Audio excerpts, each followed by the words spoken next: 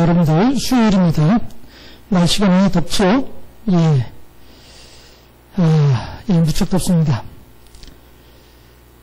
그래도 또 할 일은 또 해야 되니까 아무리 더워도 예. 그런데 왜 알람이 안 뜰까요? 일단 좀 어떻게 나가는지 확인을 해보고 시작을 하면 좋을 것 같은데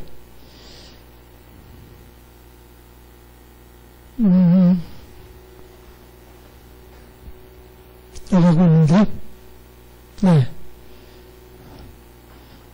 알람이 왔나? 안 왔어요. 잘 때, 참말로.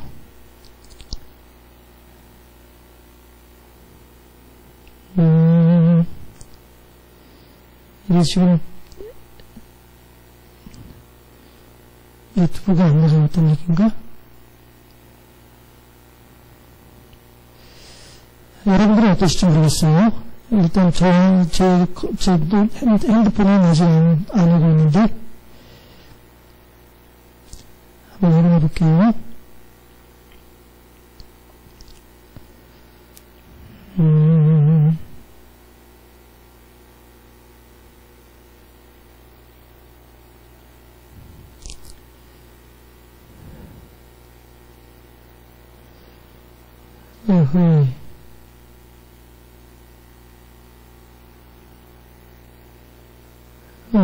안 나가네? 여기서 나가고 있는데.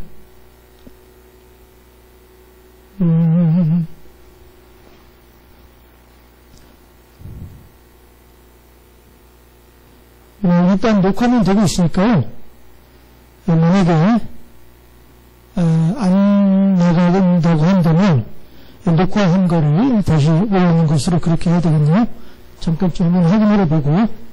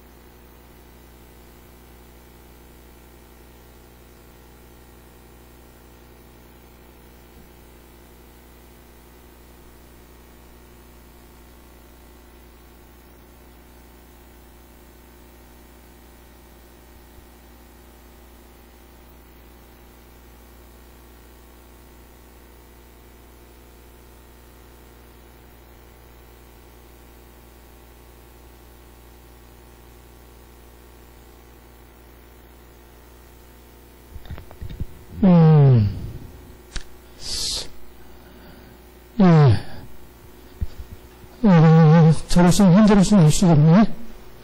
왜 이렇게 되는지. 어쨌든 녹화하고 있으니까요. 만약에 방송이 안 나간다면 녹화한 화면으로 나중에라도 내보낼 수 있도록 그렇게 하겠습니다. 찬성 같이. 근데 너무 덥네. 에어컨을 좀 틀어야 되려나? 잠깐만요.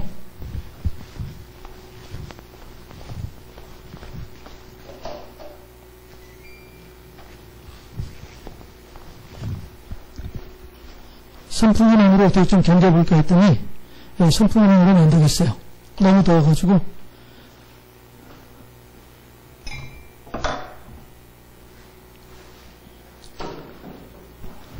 물도 좀 갖다 놓고 선풍기는 끄고.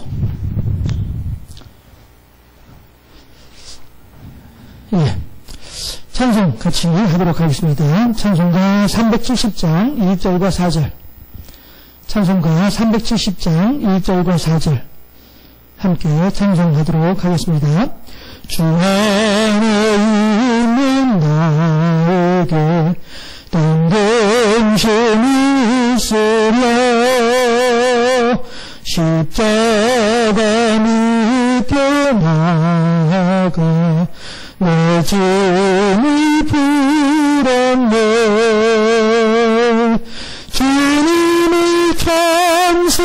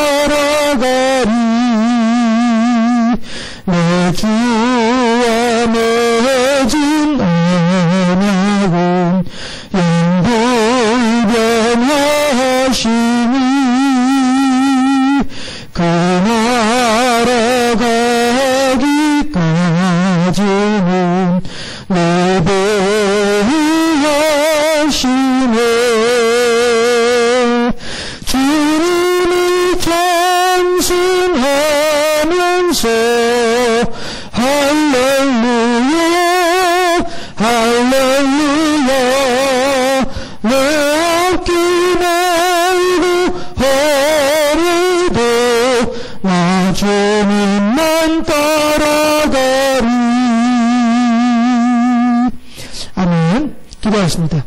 조신 아버지 하나님, 사랑하시고 은혜를 더하시고 복을 더하여 주시니 참으로 감사합니다. 오늘도 우리들이 수요일을 맞아서 하나님을 향하여 예배 드리고자 하오니 우리들의 예배 가운데 함께하여 주시옵시고 이 예배를 통하여 하나님 큰 영광 받아주시기를 소망하옵고 원하옵나이다. 사정이 있어서 형편을 여의치 못하여 한 자리에 한 시간에 함께 하지는 못할지언정 비록 녹화된 화면일지라도 이 예배에 참여하는 모든 이들의 심령 속에 하늘의 하나님께서 더욱더 풍성한 은혜와 은총을 더하시옵시고 성령의 충만함으로 인도하시고 역사해 주실 때에 예배에 임하는 우리 모두에게는 하나님께 더욱더 큰 영광을 올려드리는 살아있는 예배로 하나님과 더불어 교제하고 교통하는 시간이 될 수 있도록 인도하여 주시고 그렇게 하나님께 헌신하는 우리들의 삶 속에 하나님의 은혜가 더욱더 충만하고 풍성할 수 있도록 은혜를 더하시고 복을 더하여 주시옵소서. 감사합니다. 영광 받아주시고 우리 구주 예수 그리스도 이름으로 기도하옵나이다. 아멘. 이 시간 우리에게 주신 하나님의 말씀은요, 사무엘상 17장 17장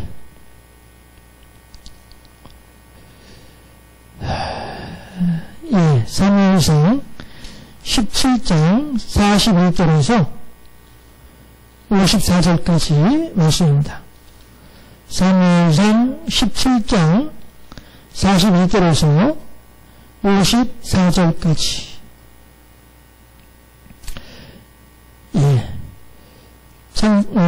구약성경 437쪽, 구약성경 437쪽, 사무엘상 17장 41절에서 54절까지 말씀.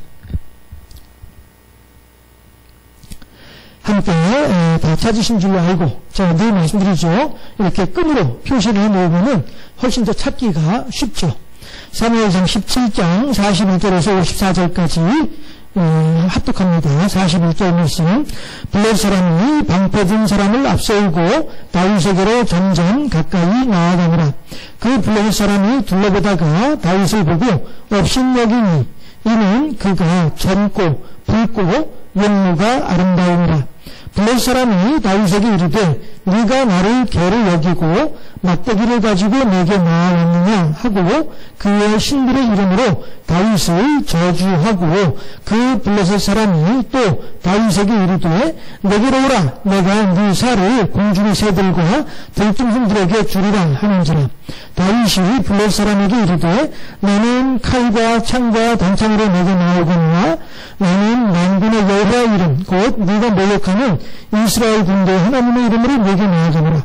오늘 여호와께서 너를 내 손에 넘기시리니 내가 너를 쳐서 네 목을 베고 블레셋 군대의 시체를 오늘 공중의 새와 땅의 들짐승에게 주어 온 땅으로 이스라엘에 하나님이 계신 줄 알게 하겠고 또 여호와의 구원하심이 칼과 창에 있지 아니함을 이 무리에게 알게 하리라.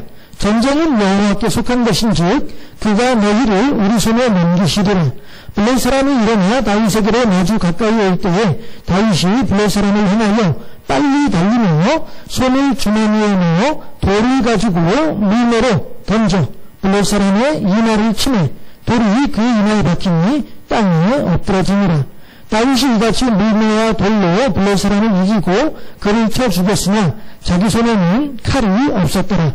다윗이 달려가서 블레셋 사람을 밟고 그의 칼을 그 칼집에서 빼내어 그 칼로 그를 죽이고 그의 머리를 보니 블레셋 사람들이 자기 용사의 죽음을 보고 도망하는지라. 이스라엘과 유다 사람들이 일어나서 소리 지르며 블레셋 사람들을 쫓아 가이와 에그론 성문까지 이르렀고 블레셋 사람들의 부상자들은 사라임 가는 길에서부터 가드와 에그론까지 엎드러졌더라. 이스라엘 자손이 블레셋 사람들을 쫓다가 돌아와서 그들의 진영을 노략하였고 다윗은 그 블레셋 사람의 머리를 예루살렘으로 가져가고 갑주는 자기 장막에 두니라. 아멘. 오늘 설교 제목은요, 함께 올 본문을 통해서 나눌 하나님의 말씀은요, 이러한 제목, 이러한 주제로 함께 생각해 보겠습니다. 뭐냐면요, 골리앗의 착각. 예, 이거죠. 저 어렸을 때 우리 친구들끼리 하는 말 중에 그런 말이 있었어요. 착각은 자유야. 예, 우리 친구들끼리 서로 이제 장난치면서 했던 이야기 중에 착각은 자유야. 이런 얘기를 했던 적이 있었었는데, 예, 착각은 자유죠. 예, 착각은 자유입니다.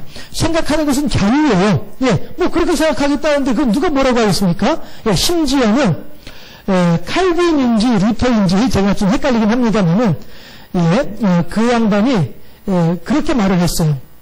새가 내 머리 위를 맴도는 것에 대해서는 내가 막을 수 없다. 그러나 그 새가 내 머리에 내려앉도록은 하지 않겠다. 이렇게 말을 했거든요. 그게 무슨 의미냐면요. 새가 내 머리 위에 맴돈다라고 하는 것은 생각이에요. 예, 내가 이렇게 생각이 나는 것에 대해서는 내가 어떻게 방법이 없어.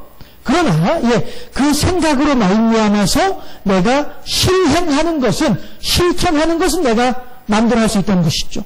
무슨 얘기냐면은 내가 죄악된 생각을 할 수는 있어요. 이게 되게 늦네 이런 생각.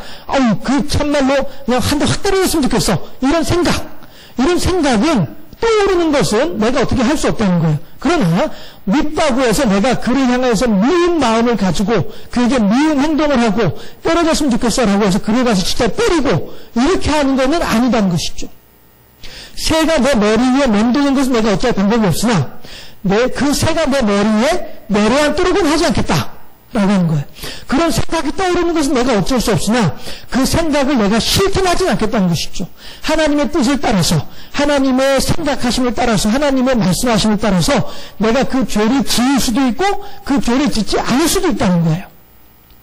그래서 그분은 그렇게 얘기를 하는 거죠. 생각이 떠오르는 것까지는 내가 뭐라고 할 수 없어. 어떻게 방법이 없어. 그러나 그것을 내가 실천하진 않을 것이야 라고 얘기를 했거든요. 그런 것처럼 착각은 자유예요. 생각은 누구나 어떤 방향으로든 생각은 다 할 수 있는 거예요. 이건 자유니까. 그러나 문제는 뭐냐면은 그에 따른 결과는 마찬가지로 내 책임이란 것이죠. 내가 책임져야 되는 거예요. 그래서 우리 어른들 그런 말씀 하시잖아요. 아이고, 너는 내가 찔렀지. 라는 말씀을 하시잖아요. 너는 내가 찔렀지. 이 말은 무슨 얘기예요? 내가 잘못해가지고 이런 일이 생겼어. 내 탓이야. 이렇게 생각하는 것이죠. 해서, 착각을 했어요. 착각을 했으면은 그 착각한 것에 대한 결과는 본인이 감당해야 되는 거예요. 마찬가지로 그것은, 골리앗을 상대하고 있는 다윗도 마찬가지죠. 다윗 같은 경우에는요, 우리들은 이제 여기에 대해서는 다윗을 착각했다라고 하진 않죠. 왜냐하면, 다윗은 착각한 것이 아니라 믿음을 가지고 있었죠. 나 주의 믿음 갖고 홀로 걸어도 나 주의 믿음 갖고 실망치 않네 하면, 다윗은 착각을 한 것이 아니라 믿음을 가지고 있었죠. 그리고, 이 당시에는 다윗은 100%의 믿음을 가지고 있었어요. 마찬가지로 골리앗도 착각하던 그 당시에는 비록 착각이지만은 골리앗은 착각이지만 거기에 대해서 골리앗도 마찬가지로 100%를 믿고 있었어요. 골리앗의 착각이 뭡니까? 내가 다윗을 향하여서 지금 44절에서 그 블레셋 사람이 또 다윗에게 이르되 내게로 오라 내가 네 살을 공중의 새들과 들짐승들에게 주리라 라고 말했잖아요. 이것에 대해서 골리앗은 100% 생각할 수 있던 거예요. 아니 저 녀석 말이야 저거 조그만 게 말이야 저거 저 별거 아니네 저 한 주먹거리도 안 되네 좋다네 저 오늘 내가 딱 죽게 만들어서 그 들판에 시신을 들판에 던져가지고 그냥 그 새들이 와서 먹고 짐승들이 먹고 하는 이렇게 비참한 상황으로 만들어주마 라고 하는 거예요. 자, 이 말에 대해서 골리앗은 100%로 믿고 있었던 거예요. 마찬가지로 다윗도 그 뒤에 다윗이 하는 말이 뭐라고 하냐면은 46절에서 오늘 여호와께서 이건 이제 다윗이 하는 말이에요. 골리앗을 향해서 오늘 여호와께서 너를 내 손에 넘기시리니 내가 너를 쳐서 네 목을 베고 블레셋 군대의 시체를 오늘 공중에서와 땅의 들짐승들에게 주고 온 땅으로 이스라엘의 하나님이 계신 줄 알게 할 것이다 라고 얘기했잖아요. 예. 똑같이 다윗도 이 사실에 대해서 100% 믿었고, 골리앗도, 골리앗이 다윗이여, 내가 오늘 너를 이겨서 너를 죽게 만들겠다! 라고 한 것도 100% 가지고 있던 생각이었단 말이죠. 그럼에도 불구하고, 같은 100%임에도 불구하고, 결과로 보았을 때에, 다윗이 했던 말이 사실이고, 골리앗이 했던 말은 착각이었더라. 라고 한 것을 우리들은 나중에 알게 된다는 것이죠. 골리앗도 이 당시에 다윗이 저 앞에서 오고 있을 때에는 골리앗도 이렇게 자기가 허무하게 죽임을 당할 거라고는 생각도 안 했죠. 아니, 내가 저 다윗에게 지게 될 거라는 것은 생각도 안 했죠. 나는 반드시 이길 것이야 라고 하는 이러한 착각이지만은 100% 믿음을 가지고 있었던 사람이 골리앗이었단 말이죠. 그런데 결과적으로는 다윗이 이기고 골리앗은 착각을 한 사람이었더라 라고 하는 것입니다. 여기서 이제 옆에 이야기이지만은 격가지로 빠지는 이야기이지만은 한 가지 더 얘기를 해보면은요, 둘 다 동일하게 하는 말이 뭐예요? 예, 새의 먹이가 되고 들짐승들이 먹을 것이다 라고 얘기를 하죠. 뭐를요? 시신을, 시체를 해서 골리앗도 다윗을 향하여서 44절에서 내가 오늘 너를 죽여서 너의 시신으로 하여금 새들의 먹이가 되고 들짐승들이 먹게 하겠다 라고 얘기를 하죠. 그런데 다윗도 마찬가지로 46절에서 골리앗을 향해서 너와 너희 그 블레셋 군인들의 시신을 들판에서 새들이 먹게 하고 들짐승들이 먹게 하겠다라고 하는 말을 똑같이 하죠. 시신으로 하여금 새의 먹이가 되고 들짐승의 먹이가 되도록 한다는 말의 의미는 무슨 얘기예요? 시신을 수습할 사람이 없다는 거예요. 시신을 수습을 해서 땅을 파고 묻어주고 이렇게 장례를 치러줘야 되잖아요. 그렇죠? 특히나 이스라엘, 우리나라도 마찬가지이지만은 아마 이 인류 모든 문명들이 다 그럴 거라고 생각을 하지만은요. 죽음이라고 하는 것은 매우 뜻깊은 상황이죠.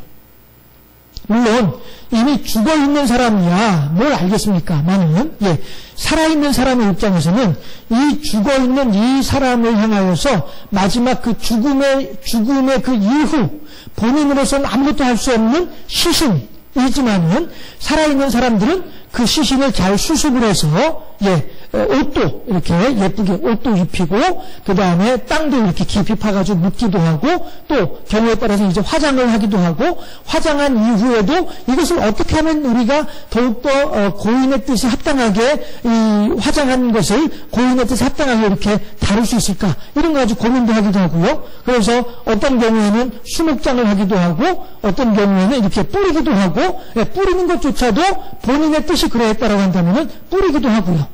이렇게들 하는 것이죠. 이게 왜 그래요? 죽음을 생각하는 이미 죽음에 임한 사람은 이 사람은 이미 죽어있기 때문에 더 이상 어떤 의미를 부여할 것은 아니지만은요. 남아있는 사람이 이 죽은 사람에 대한 기리는 마음, 이 죽은 사람에 대해서 그리워하고 안타까워하는 이런 마음들을 담아놓은 것이 뭐예요? 장례 절차잖아요. 그렇죠? 장례 절차인데, 그런데 결국에는 장례라고 하는 것은 살아있는 사람이 죽은 사람을 위해서 할 수 있는 마지막 호의예요. 마지막 그 친절이에요. 살아있는 사람이 죽은 사람을 향해서 베풀어줄 수 있는 그 사람을 향한 마지막 친절이죠. 그 이후에 이렇게 돌아가신 날을 기억을 해가지고 이렇게 추도 예배를 모이기도 하고 이렇게 하는 것들은 다, 그 죽은 사람을 위해서 그런 모임을 가지는 것이 아니라 도리어 살아있는 사람들을 위해서 그런 모임을 가지는 거죠. 하다못해, 하나님을 안 믿는 사람들조차도, 제사도 마찬가지예요.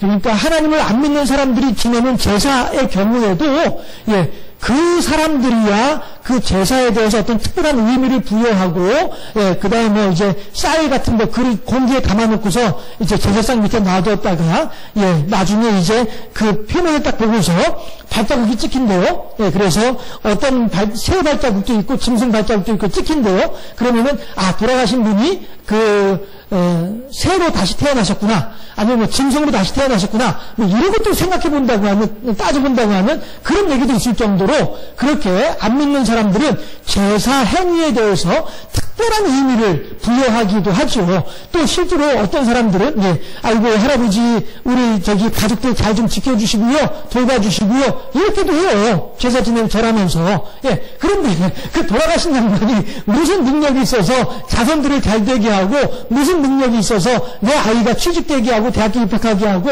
그렇게 할 수 있는 힘이 어디 있다고. 그러나 안 믿는 사람들은 그렇게라도 하면서 이 제사 행위에 대해서 의미를 부여하려고 하는 사람들도 있어요. 있지만 그런 사람들이 하는 행위들이 가서 대놓고 말을 할 수는 없는 일이지만 우리들이 볼 때에는 얼마나 어리석은 행동이냐 하는 것이죠. 얼마나 어리석은 행동이냐 라고 하는 것이죠. 네. 그런 측면을 보았을 때에 결국에는 장례라고 하는 것이 살아있는 사람으로서 죽은 사람에게 베풀어 줄 수 있는 마지막 호의고 마지막 친절이에요. 예. 그렇게 하고 난 뒤에 이제 더 이상 그와의 어떤 그 물리적인, 그러니까 눈에 보이는 어떤 그러한 관계는 이제 없어지고 마는 거예요. 그런데 예, 이 장례 절차를 보세요. 새 먹이가 되고 들짐승의 먹이가 되겠다라는 말은 결국에 무슨 얘기예요? 장례 절차를 행하지 못한다는 얘기예요. 왜 그럴까요? 왜 그럴까요? 그만큼 걸으나 날 살려라, 이 상황인 거예요. 전쟁이 그만큼 심각하고 그만큼 전쟁이 참혹하다는 것을 얘기하는 거예요. 해서 골리앗은 다윗을 향하여서 내가 40일 동안이나 너희들 중에 아무나 나와서 나랑 한판 붙어보자고 했는데 겨우 나오는 게 너밖에 없어? 그렇다고 한다면은 이스라엘 군대가 정말로 사람이 없긴 없구나. 그래, 알았다. 너는 지금까지 들은 이야기가 있어서 이 골리앗이 블레셋 군인들로부터 들은 이야기가 있어서 너희들 중에 무슨 큰 어떤 내가 무서워하고 내가 좀 조심해야 될 뭔가가 있을 줄 알았는데 아무것도 아니구나. 겨우 그래 나를 대항해서 나랑 맞붙어서 나오겠다고 하는 게 너 정도였어? 아이고, 그렇다고 한다면 너 정도는 가볍게 내가 물리치고 이스라엘 군대도 내가 가볍게 물리쳐 줄 테니까 이스라엘 군대가 도망가기 바빠서 걸으면 날 살려라 도망가기 바빠서 너의 시신도 거두어가지 못할 정도로 그렇게 급박하게 도망가도록 만들어줄 테니까 걱정하지 말아라, 이런 의미인 거예요. 그만큼 골리앗은 내가 반드시 다윗 너를 이길 수 있다 라고 한 것에 대해서 100% 믿고 있는 상황이라는 말씀이죠. 그것은 마찬가지로 다윗도 질세라, 이에 질세라, 다윗도 골리앗이 했던 말을 그대로 다시 대답해주죠. 그런데 다윗은 뭐라고 그러냐면은 골리앗 너가 아니라 너희 군인들을 얘기해요. 자, 보세요. 44절에서는 그 블레셋 사람이 또 다윗에게 이르되 내게 오라, 내가 네 살을, 그쵸? 너의 살을 공중에 새 먹이로 들짐승들에게 먹이를 주겠다라고 하잖아요. 다윗 너를 죽이겠다라고 얘기를 하잖아요. 그런데 46절에서 다윗은 골리앗을 향해서 뭐라고 하냐면은 너를 내 손에 넘기시리니 내가 너를 쳐서 내 목을 베고 블레셋 군대의 시체를, 이렇게 얘기하잖아요. 그쵸? 골리앗이 그 큰 등치를 가지고서 그릇이 그거밖에 안 되는 거예요. 다윗 너 하나를 내가 없애겠다, 이런 의미를 가지게 되는 것이고요. 예, 그 다음에 다윗은 골리앗보다는 훨씬 더 그릇이 크죠. 너를 죽이고 네 블레셋 군인들까지도 내가 공중에 들짐승들에 이렇게 만들어주겠다라고 하는 것이죠. 여기에는 또 이것도 들어있어요. 또 다른 다윗 골리앗의 착각이기도 한데요. 예, 이스라엘 군인들은 다윗 너 하나만 없어지면은 다들 그냥 혼비백산에서 도망갈 거야, 이렇게 생각을 하는 거죠. 이렇게 생각하는 거죠. 그런데 다윗은 내가 너 물리치고 네 군인들까지도 우리들이 싹 다 도륙을 낼 것이야, 이렇게 얘기를 하는 거죠. 그렇게 하면서 뭐라고요? 예. 46절 하반절에서 온 땅으로 이스라엘에 하나님이 계신 줄 알게 하겠고 라고 한 거죠. 모세도 하나님께서 광야에서 이스라엘 백성들이 하도 하나님의 속을 상하게 하니까 하나님께서 뭐라고 모세에게 말씀하시냐면은, 야 모세야, 내가 말이야 이 이스라엘 백성들 싹 다 없애버리고 내가 너와 더불어서 새로운 민족으로 우리가 다시 한번 일을 시작해볼까? 이렇게 하나님께서 다 모세에게 말씀을 하세요. 그럴 때에 모세가 하나님을 향해서 뭐라고 이러냐면은, 하나님이셔. 하나님이 뭐 충분히 그렇게 하실 수 있는 분이시지요. 그런데 만약에 하나님께서 이 백성들을 싹 다 진멸하시게 되면은, 지금 하나님하고 저하고 이 이스라엘 백성들을 산지 사방에서 다 지금 주목하고 있거든요. 다들 눈여겨보고 있거든요. 그런데 만약에 하나님께서 그렇게 하신다고 한다면은, 그 사람들은 이 빵을 찍기 좋아하고 나만 말하기 좋아하는 그 사람들은 다들 하나님께서 이 이스라엘 백성들을 제대로 다루지 못해서, 이스라엘 백성들을 제대로 아무튼 제대로 이렇게 다루지 못해가지고 그래서 화가 나서 이스라엘을 다 죽였다, 이렇게 얘기를 할 거예요. 하나님께서 이스라엘 백성들을 애굽에서 끄집어내긴 했는데 가나안 땅에 데리고 들어갈 능력이 없어서 그래서 다 이들을 광야에서 죽게 만들었다, 그렇게 얘기들을 할 거예요. 그렇게 되면 하나님만 우사를 사는 것 아니겠습니까? 하나님만 창피를 당하는 것 아니겠습니까? 이렇게 모세가 하나님을 설득을 하는 장면이 나오잖아요. 예, 거기에서도 마찬가지로 모세가 하는 말은 하나님의 이름이 높아져야 됩니다 라고 하는 것이죠. 예, 하나님 맞아요. 이렇게도 말 안 듣는 백성들, 저 욕심으로도 그냥 싹 다 없애버리고 하나님하고 새롭게 시작하면은 저도 속 편하고 저도 좋을 것 같아요. 속이 일어날 것 같아요. 그러면 하나님, 이 주변에서 하나님 보면서 이빵아 찍기 좋아하는, 이 말하기 좋아하는 사람들이 지금 하나님을 뭐라고 하겠습니까? 그러니까 하나님, 우리들은요 어쨌든지 하는 이 백성들을 데리고서 가나안 땅까지 들어가야 하지 않겠어요? 이렇게 모세가 하나님한테 말씀드리는 그런 장면이 있죠. 오늘 다윗도 마찬가지로 그렇게 하나님께서 이스라엘 가운데 계신 것을 너희들로 하여금 알게 하겠다라고 하는 거예요. 이렇게 다윗과 골리앗은 기본적으로 접근하는 생각부터가 다르더라라고 하는 것이죠. 이것이 다윗이 가지고 있는 믿음이고 골리앗이 가지고 있는 착각의 내용이더라라고 하는 것입니다. 그러면은 결국 그들은 어떻게 됩니까? 47절, 또 여호와의 구원하심이 칼과 창에 있지 아니하면 이 무리에게 알게 하리라. 전쟁은 여호와께 속한 것인즉 그가 너희를 우리 손에 넘기시리라 라고 말씀하잖아요. 이것은요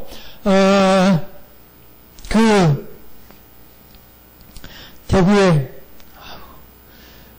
삼덕제일교회 든가 삼덕제일교회든가 아무튼 그 교회에 김서택 목사라고 하는 분이 계시는데, 이분이 썼던 책 중에 제가 신학교 다닐 때 그분의 책을 읽었던 것이 기억이 나서 말씀을 드리자면, 그분이 뭐라고 그러냐면은 구약에서의 전쟁은 모든 전쟁이 다 신들의 전쟁이었다 이렇게 얘기를 해요. 그건 사실이거든요. 신의 이름으로, 내가 믿는 신의 이름으로 전쟁을 해요. 그래서 이기면은 내가 믿는 신이 이긴 것이고, 지게 되면 내가 믿는 신이 진 거예요. 이렇게들 이제 구약 성경에서는 모든 전쟁의 이야기들이 그렇게 전개가 되는 거죠. 그렇게 해서 이스라엘 백성들이 이것도 옆으로 세는데요. 이사야나 예레미야나 이런 선지자들이 이스라엘이 망할 것이다 라고 하는 예언을 할 때에 이스라엘 백성들이 그들의 예언을 인정하지 못하고 그들의 예언을 수긍하지 못했던 것 중에 하나는 뭐냐면은, 아니 우리나라가 망한다고? 그러면은 하나님이 그 나라 신에게 진다는 얘기인데, 아니 우리 하나님이 어떻게 그들에게 질 수가 있어? 우리 하나님은 결코 그런 하나님이 아니야. 우리는 하나님께서 함께하고 계시기 때문에 우리나라는 망할래야 망할 수가 없는 나라야 라고 사람들이 생각했단 말이죠. 그 또한 착각이지. 하나님은요, 방금 전에도 말씀드렸다시피 이미 광야에서부터 이스라엘 백성들을 버릴 생각을 하셨어요. 하나님께서 하다 안 되면은 그렇게라도 하실 수 있는 분이 하나님이신 거예요. 그러나 이스라엘 백성들은 그러한 하나님을 미처 모르고 있었던 것이죠. 하나님은 결코 우리들을 버리지 않아. 하나님은 결코 우리들에게 은혜와 자비와 사랑을 베풀어 주신 하나님이시지 결코 우리들을 포기하는 하나님이 아니야. 이렇게 구약에서 사람들은 생각했었더라라고 한 것이죠. 물론 그 말은 맞는 말이죠. 한편으로는 맞는 말이긴 하지만은 이스라엘 백성들이 자기들이 지금 하나님을 향해서 얼마나 큰 죄를 저지르고 있는지 이것에 대해서는 알지 못한 채 내가 무슨 짓을 저지르더라도 하나님은 나를 사랑하신다. 이렇게 생각하고 있는 것은 착각인 것이죠. 그렇죠? 그래서 제가 여러분들한테 자주 말씀드리는 것이 바로 그 내용인 것이죠. 같은 맥락에서 예수 믿고 천국 가기는 정말로 쉽지만 이 땅에서 하나님을 잘 믿기는 정말로 어렵다고 하는 말이 그래서 그런 것이죠. 하나님의 사랑을 알고 하나님께서 내게 어떠한 자비를 베풀어 주는지 내가 하나님께서 어떤 은총을 받았는지 이런 것을 알고 나면 어찌 그 사람이 하나님을 향하여서 뒤통수를 이른바 우리들 흔히 하는 말로 뒤통수를 칠 수 있겠냐 하는 거예요. 그걸 알고 난 뒤에도 하나님을 향해서 배신을 하는 사람이 있다고 한다면 그 사람은 말로는 안다고 하면서도 실제로는 모르는 사람인 거죠. 말로는 내가 하나님이 얼마나 나를 사랑하시는지 예수님의 십자가가 얼마나 나한테 큰 은총인지 능력인지 내가 분명히 알아요. 내가 그것을 믿고 있습니다. 라고 말을 하면서도 불구하고 하나님의 뜻을 거슬러서 어떤 그런 잘못된 방향으로 간다? 죄악된 방향으로 간다? 하게 되면 그 사람의 신앙 고백은 입에 발린 소리밖에 안 된다는 것이죠. 그렇게 생각해 볼 수밖에 없는 것이죠. 진심으로 하나님의 은혜를 경험하고 진심으로 하나님의 사랑을 경험했다고 한다면 이런 사람들은 하나님을 배신할 수가 없죠. 진정으로 그런 경험을 했다고 한다면 배신할 수는 없죠. 네, 그런 측면을 보았을 때에 이스라엘 사람들이 이스라엘이 망할 것이다. 바벨론에 의해서 망할 것이다 라고 하는 예언이 있을 때에 그 예언을 믿지 못하고 그 예언을 인정하지 못했던 사람들은 어떤 사람들이요? 골리앗이 착각했던 것 같은 그런 착각 속에 빠져있는 사람들이더라 라고 한 것이죠. 그래서 우리들은 마찬가지로 우리들은 이제 하나님을 의지하고 하나님과 함께 동행하는 그런 신앙인으로서의 삶을 살아갈 때에 우리들 또한 착각하지 말아야 될 것이 있죠. 물론 하나님은 우리들을 어떻게 해서든 천국으로 데리고 가려고 하는 그런 마음을 가지고 그런 계획을 가지고 계신 하나님인 것은 분명해요. 그리고 또한 우리가 어떤 죄를 지었다 할지라도 우리들의 죄를 다 용서하신다라고 약속하신 것 또한 사실이에요. 그러나 중요한 것은 무엇이냐면은 내가 구원받느냐 못 받느냐 이게 중요한 게 아니란 말씀이에요. 내가 이 땅을 살면서 얼마나 하나님을 사랑하느냐의 문제란 말이죠. 내가 이 땅을 살아가면서 얼마나 하나님의 뜻에 순종하며 살고자 하느냐라고 하는 사실이죠. 내가 이 땅을 살면서 얼마나 하나님과 동행하는 삶을 살려고 애쓰고 힘쓰고 노력하느냐 거기에 내 마음이 있느냐 아니냐의 문제라는 것이죠. 예수님께서 너의 보물이 있는 곳에 너의 마음이 있도다라고 말씀하신 이유가 무엇입니까? 이 세상의 어떠한 것보다도 하나님을 나의 가장 소중한 보물로 생각할 수 있어야 된다는 것이죠. 보물이 있는 곳에 마음이 있느니라 라고 하는 말을 가지고서 헌금을 강요할 때 자주 사용을 하죠. 여러분들 헌금을 하세요. 그래서 여러분들의 귀한 것을 교회에 두세요. 그러면 여러분들의 마음이 교회에 머물게 될 것입니다. 그게 아니죠. 하나님을 내가 얼마나 소중하게 생각하고 있느냐, 얼마나 내가 하나님을 귀하게 생각하고 있느냐, 이 땅의 어떠한 금은 모화보다도 하나님을 더 소중하게 생각하고 있느냐, 이 문제를 얘기하는 것이죠. 예수님께서 그렇게 말씀하신 것은. 그러니 과부의 2 렙돈을 하나님께 드릴 때에 내 생활비 전부를 넣어드리는 그 헌금이 왜 중요하냐? 그만큼 내 오늘 저녁에 먹고 사는 것보다도 하나님을 향한 경배가 더 소중합니다라고 하는 것을 고백하기 때문에 그래서 과부의 2 렙돈이 소중한 거예요.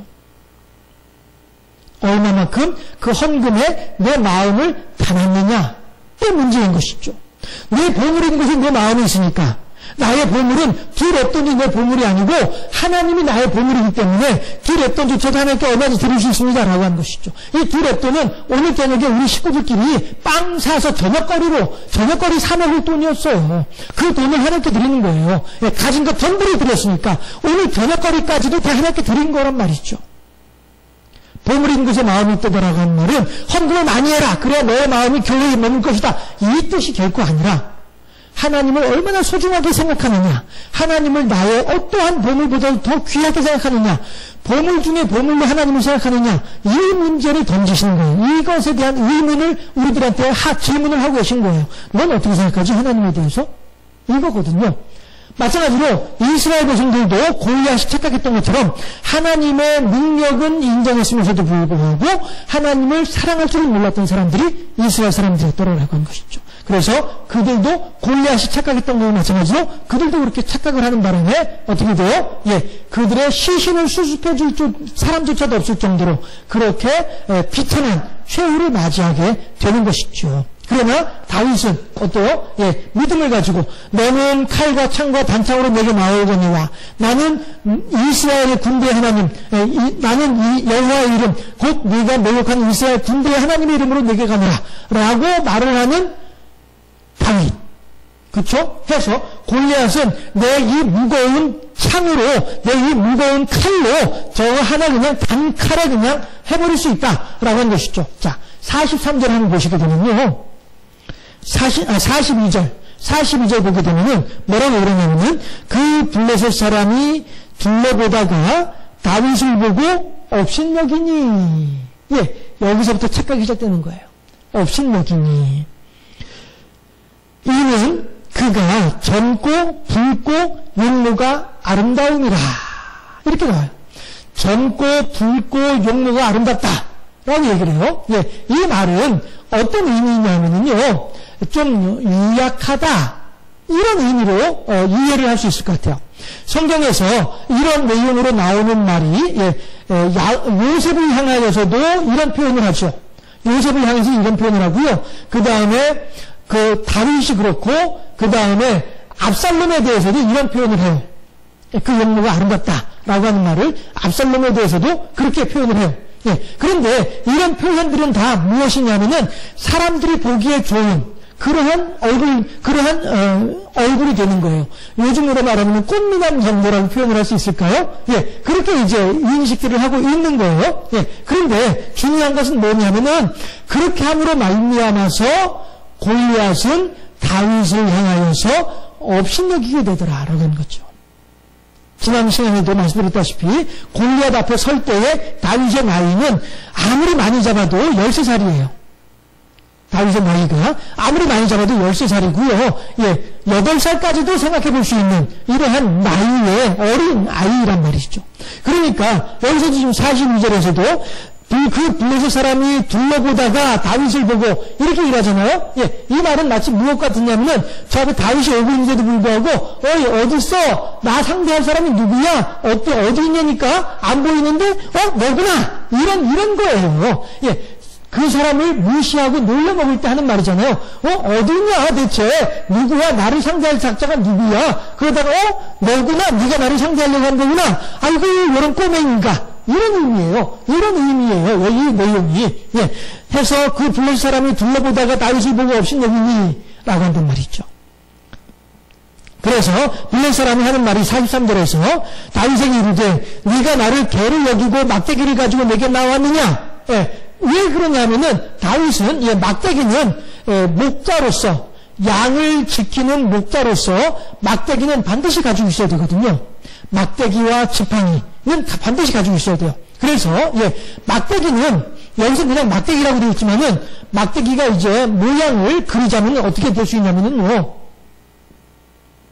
이렇게 생겼어요. 그래서 이게 나무 뿌리예요. 그래서 이제 실은 여기가 이제 나무 줄기가 올라오는 것이고 여기가 뿌리가 잔뿌리가 지금 나가는 것이죠. 그런데 목자들이 이렇게 나무를 캐가지고 여기다 이제 잘라내는 거예요. 잘라내고 다듬는 거예요. 다듬고 여기도 다듬고 해가지고 딱 손으로 쥐기에 딱 좋게 이렇게 하는 것이죠. 왜냐하면은 뿌리 쪽이 굵잖아요. 뿌리 쪽이 굵고 그 다음에 줄기로 올라갈수록 가늘어지니까 그렇게 해서 여기 손잡이로 잡는 거예요. 이렇게. 손잡이로 잡아가지고 던지는 거죠. 던지게 되면은 여기가 무거우니까 딱 내가 원하는 방향으로 딱 날아가게 되는 거예요. 이렇게 해서 이 막대기는 어느 때 쓰냐면은 늑대나 곰이나 사자가 와서 양을 딱 입에 물려고 할 때 그런데 나는 멀리 떨어져 있어가지고 얼른 쫓아가서 양을 막아줄 수가 없는 이런 상태일 때에, 그럴 때에 이 막대기를 휙 집어 던지는 거예요. 던져가지고 늑대의 옆구리에 맞추는 거죠. 그러면 머리를 맞추고 이렇게 하는 거죠. 그러면은 늑대나 이 짐승들이 양을 탁 밀려고 하다가 이 짐승들이 막대기가 와서 나를 쿡 때리니까 깜짝 놀라서 도망가는 거란 말이죠. 이렇게 양을 지키고 돌보는데 사용하는 도구가 막대기예요. 그런데 그 막대기가 우리가 생각하는 이게 부지깽이 같은, 이번 주의 설교는 오미어로는 부지깽이라도가 설교 제목이에요. 어쨌든 제가 부지깽이 요즘 계속 생각하는 중인데, 부지깽이가 아니란 말이에요. 우리나라에서 막대기 하게 되면 뭐 그런 걸 생각하지만은 실제로 목자들이, 양을 지키는 목자들이 가지고 다니는 막대기는 이렇게 끝이 굵고 뭉툭하게 생긴, 그리고 이쪽에는 날렵해서 손잡이로 사용할 수 있는 이것을 막대기라고 해요. 그래서 저 멀리 있는 짐승을 향해서 집어 던져가지고 맞추어서 도망가게 만들어버리는 용도로 사용하는 게 막대기예요. 그래서 이 목자들은 이 막대기 던지는 시합도 누가 더 정확하게, 그리고 누가 더 빠르게 정확하게 목표물을 맞추는지 이런 것들에 대한 그 시합도 하고 해요. 호주에서는요, 호주에서도 양들을 많이 기르잖아요. 그렇기 하기 때문에 호주에 있는 목동들은 이 막대기 던지는 시합도 하고 한다고 그렇게 제가 책에서 읽었었거든요. 그리고 주의 지팡이와 막대기가 나를 안위하시나이다. 시편 23편 5절인가 4절인가에서 이렇게 얘기하잖아요.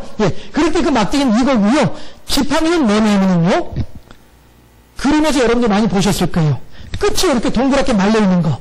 예수님께서 들고 있는 지팡이. 그쵸? 이게 끝이 이렇게 동그랗게 말려있거든요. 끝이 동그랗게 말려있고 길어요.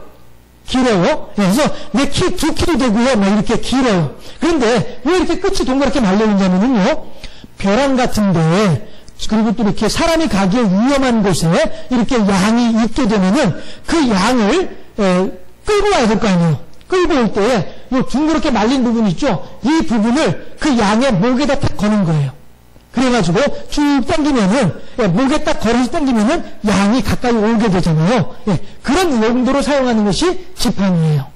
그래서 멀리 있는 양들을 갖다가 이렇게 옆구리를 긴 지팡이 가지고 툭 내밀어가지고 옆구리 툭 치면은 그 양이 이 방향으로 가면 안 되는구나 하면서 이제 저 방향으로, 목자가 원하는 방향으로 가기도 하고, 이렇게 목자를 구해내기도 하고, 양을 구해내기도 하고, 양의 걸음걸이를 인도하기도 하고, 이런 용도로 쓰는 게 지팡이예요.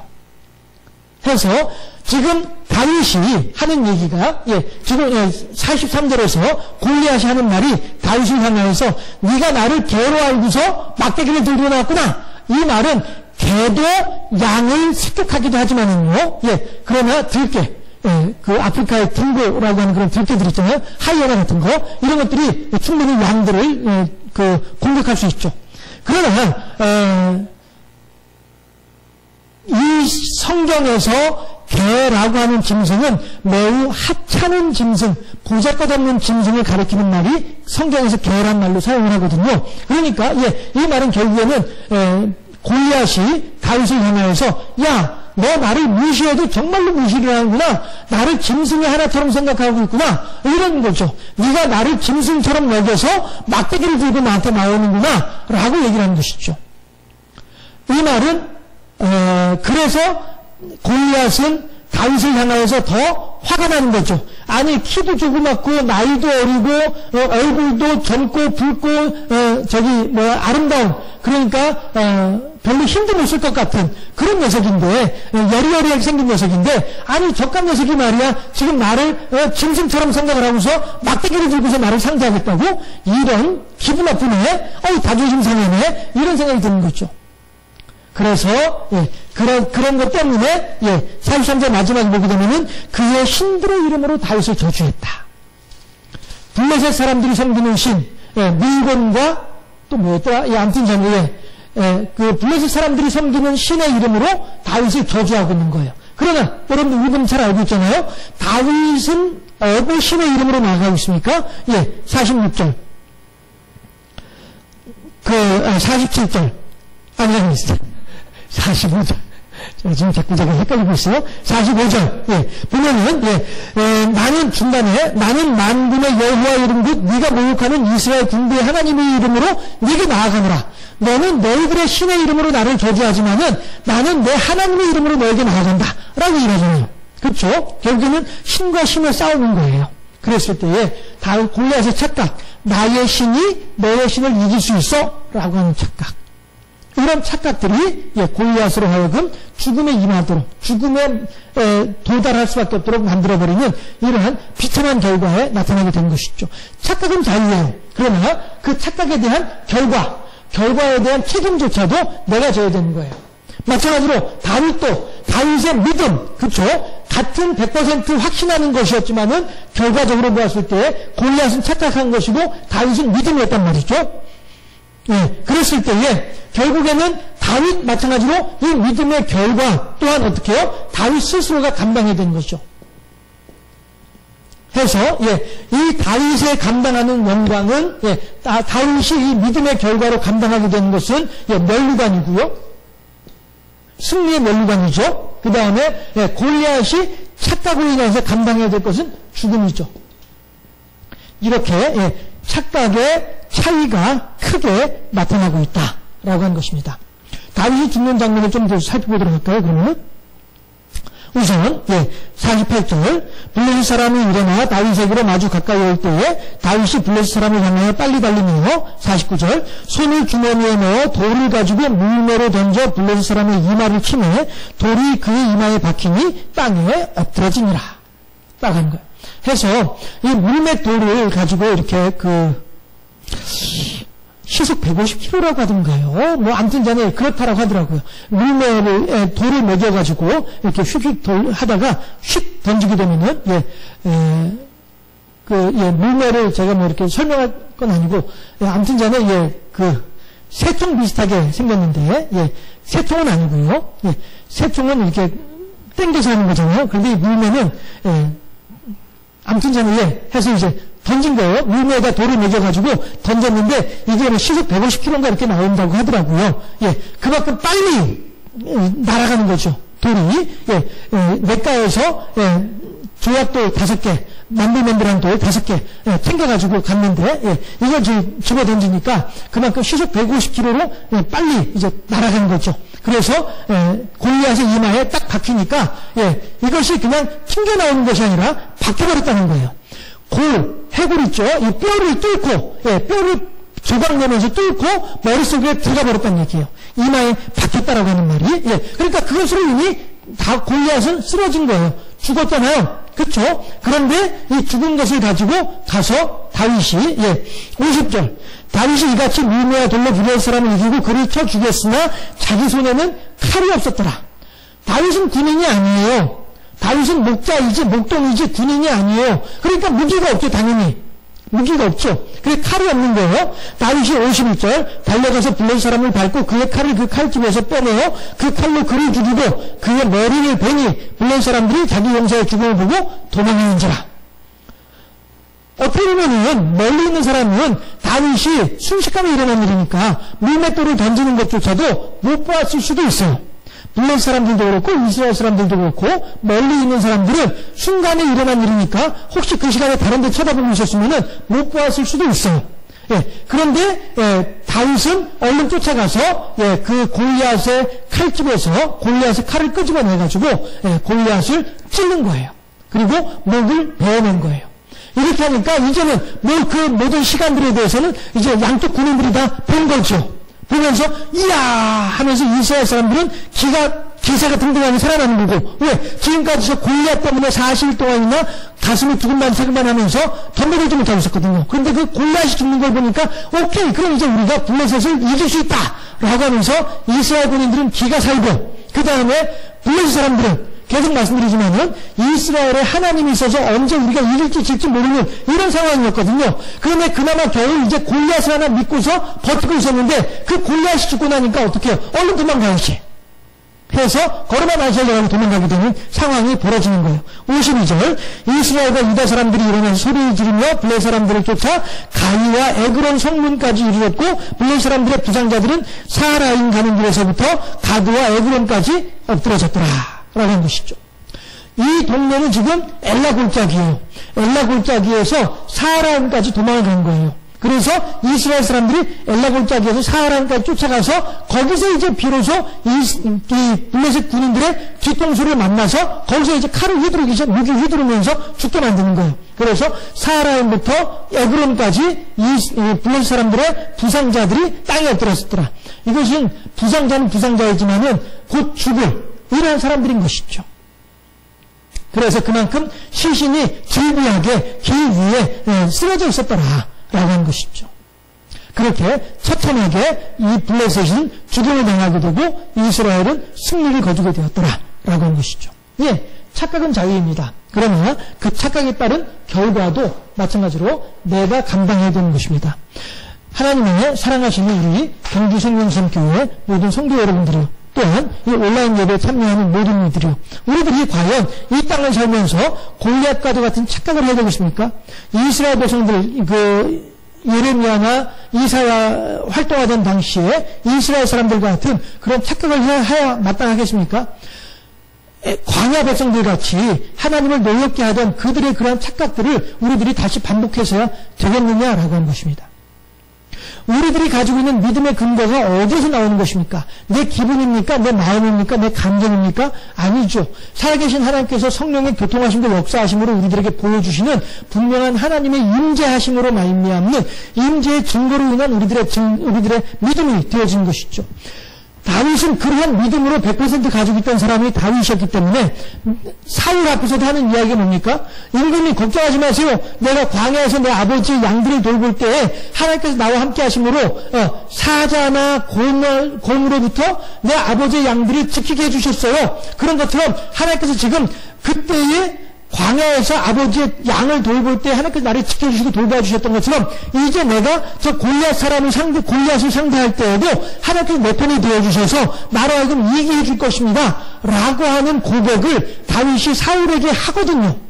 이것은 자기 기분이고 자기 감정으로 그렇게 말하는 것이 아니죠. 자기의 경험에 의해서 우러나오는 고백인 것이죠. 내가 그동안 그렇게 해왔었어요. 그때도 하나님께서 나를 지켜주셨기 때문에 지금도 하나님께서 나를 지켜주실 줄로 믿습니다. 이 믿음이었거든요. 이것은 결코 다윗을 부끄럽게 하지 아니하죠. 그러나 골리앗의 착각으로 인하여서 골리앗은 수치를, 부끄러움을 당한 것이죠. 죽음이라고 하는 그 부끄러움의 그 대가는 죽음이라고 하는 어느 무엇으로도 바꿀 수 없는 그러한 대가가 나타나게 되는 것입니다. 우리들도 마찬가지로 우리들의 삶 속에서 얼마나 하나님이 나를 사랑하시고 다윗이 하나님의 나를 돌보아주시는 경험을 확신으로 가지고 있던 것처럼 우리들도 마찬가지로 지금까지 우리들의 삶 속에서 하나님이 얼마나 나를 사랑하시고 내게 얼마나 큰 은혜와 은총을 베풀어 주는지에 대한 분명한 체험, 분명한 믿음을 가지고 착각이 아닌 하나님께서 나와 함께하고 계시는 증거로서 하나님과 동행하고 교통하고 영광 돌려드리고 그럼으로써 끝내 믿음으로 승리하여서 지금 당장에는 우리가 무시를 당하고 골리앗이 지금 그랬거든요. 자기 장형, 맏형 엘리압으로부터 얼마나 많은 무시를 당합니까? 그럼에도 불구하고 다윗은 하나님을 향한 믿음, 하나님께서 나를 지켜주신다라고 하는 것에 대한 믿음이 약해지지 않은 사람이었단 말이죠. 우리도 이 세상을 살아가는 가운데 우리들의 믿음으로 인하여서 이런저런 일들을 만나게 될 수도 있단 말씀이죠. 그럴 때에 야 이거 내가 잘못 생각하고 있는 거야? 내가 이거 괜히 믿는다 하면서 손해만 보고 있는 거 아니야? 이런 생각이 들 수도 있습니다. 그런 생각이 드는 것조차도 우리가 막을 수는 없습니다. 그러나 그렇다고 해서 야 그럼 하나님 안 계신 것 같은데 나 교회 안 나갈래 라고 하는 것은 안 된다라고 하는 것이죠. 다윗처럼 끝까지 하나님께서 나와 함께하고 계신다라는 것에 대한 분명한 믿음을 가지고 확신을 가지고 하나님께 영광 돌려드리는, 그래서 끝내 하나님의 심판의 보좌 앞에서 영광의 면류관을 받아 쓸 수 있는 그러한 승리하는 우리 모두가 다 되어질 수 있기를 골리앗의 착각이라고 하는 제목으로 오늘 본문을 살펴볼 때에 나는 결코 착각이 아닌 하나님을 향한 아름다운 믿음으로 하나님께 영광 돌려드리고 많은 사람들과 더불어 하나님의 은혜를 나누는 하나님의 착하고 충성된 종으로 세워지리라. 굳게 결단하는 우리 모두가 다 되어질 수 있기를 주님의 이름으로 축원합니다. 기도하겠습니다. 할렐루야. 좋으신 아버지 하나님, 사랑하시고 은혜를 더하시고 복을 더하여 주시니 참으로 감사합니다. 오늘 골리앗과 다윗을 살펴보면서 우리들의 믿음의 본질이 어떠한가, 그리고 그에 대한 결과가 어떠한지 골리앗을 통해서 다시 한번 생각해보게 하시니 감사합니다. 이제 더욱더 여호와 제1주의 아름다운 믿음으로 하나님을 경배하고 찬양하며 하나님을 영화롭게 하며 많은 사람들과 더불어 하나님의 사랑을 나누고 은혜를 나누는 착하고 충성된 종의 삶을 살아가는 우리들이 다 될 수 있도록 인도하여 주시면서 하나님의 보장해 주시고 하나님의 돌보아 주신 은혜를 따라 더욱더 하나님께 큰 영광 돌려드리는 하나님의 아름다운 사랑으로 살아가는 우리들이 다 될 수 있도록 지켜주시고 붙잡아 주시옵소서. 감사합니다. 영광 받아주시고 우리 구주 예수 그리스도 이름으로 기도하옵나이다. 아멘. 예, 축도로 주님 가르쳐준 기도로 예배를 모두 마치도록 하겠습니다. 하늘에 계신 우리 아버지, 아버지의 이름을 거룩하게 하시며 아버지의 나라가 오게 하시며 아버지의 뜻이 하늘에서와 같이 땅에서도 이루어지게 하소서. 오늘 우리에게 일용할 양식을 주시고 우리가 우리에게 잘 못한 사람을 용서하여 준 것 같이 우리 죄를 용서하여 주시고 우리를 시험에 빠지지 않게 하시고 악에서 구하옵소서. 나라와 권능과 영광이 영원히 아버지의 것입니다. 아멘. 예, 동영상을 제가 편집을 해가지고 유튜브에 올려놓도록 그렇게 하겠습니다.